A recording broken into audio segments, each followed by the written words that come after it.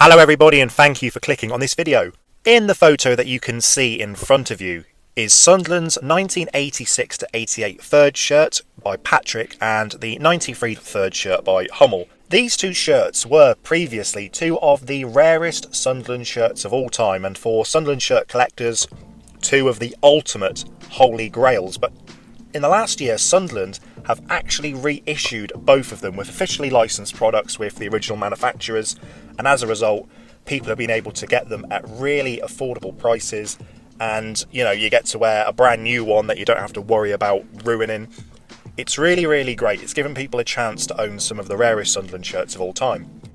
And with the Patrick shirt in particular, which is so obscure, it kind of says there is no Sunderland shirt out there from the past that's off the table. We could get any obscure shirt that previously were almost impossible to find. So it gets me thinking, what will be the next obscure retro release?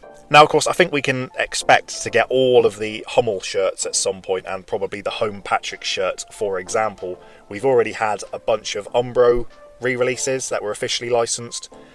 But none of these are obscure shirts. They were all worn by the team regularly, and they were, available at retail to fans at the time that they were out.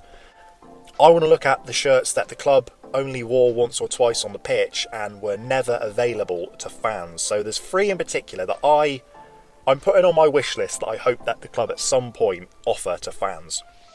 Now, the club have offered reissues in the form of the score draw shirts for many years, but they were always kind of lacking.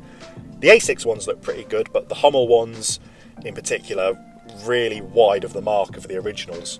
It wasn't until 2023 when Sunderland sold their Umbro capsule collection.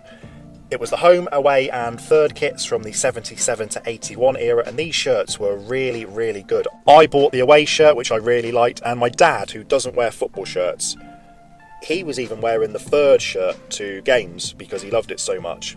These were really popular, and they went with the three obvious ones, but there are quite a lot that they could go for. There's the old white one, the Bobby Kerr one from the mid-70s. There's the 75 to 76 second division champion shirt. Those two would be really popular, I think.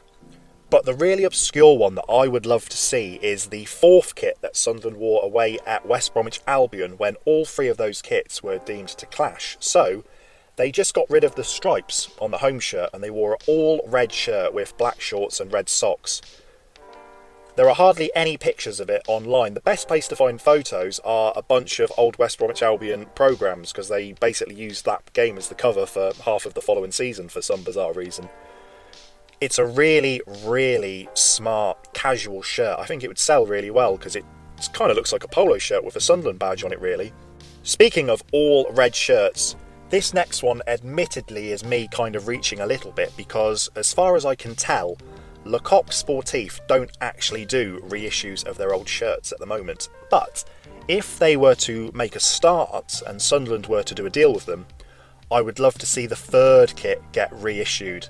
The Coq Sportif home shirt was, of course, very controversial. The away shirt was very popular, and the third shirt, which was only worn a handful of times and is quite unknown really, was an absolute beauty. Basically all red with a couple of white pinstripes.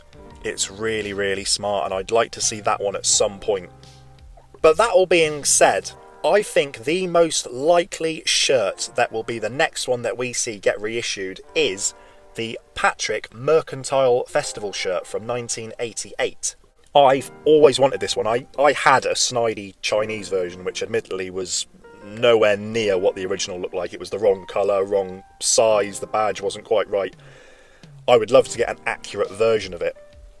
The real version's kind of got like a gold tint to it.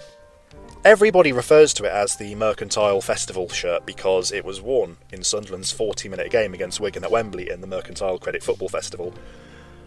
But it was actually also worn in a league game away at Preston North End, which was a 90-minute normal game. So yeah, this shirt was actually worn more in the league than in that football festival. But because the football festival was a bit of an obscure, unique thing, the shirt has become associated with that, but it actually spent most of its time in league games.